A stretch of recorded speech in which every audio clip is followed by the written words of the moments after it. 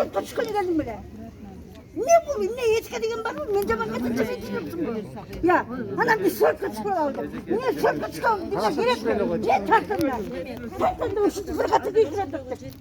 Hani takmasın. Hani takmasın. Yattığın boş gerekte. Ana sörtü çıkarayım деп. Атабыз деген бул жака мына өпкөсүнөн тиги мындай аз эле бөлүнүп Sörtü çıkarayım. Sörtü келген да. Анан азыр мына байке. Жакшы иштеп атасыз. Сен уақыт бош келіпсің. Артыңа беш тонын. Сörtü çıkarayım деп. Жакта тиги Нурай деген врач бар экен. Красный зона отасы атасын сөгүн чардырып койчу да. Байке биздин атабыз ушуга чейин эч жеринен ооруган эмес да. Мо биздин арызыбызды карап койсоңуздар. Биздин өтүнүчүбүз ушул. Bir ekmek түспет уақыт koyma. Биздин атабыз 53 жашына келип калды байке. 53 жашына.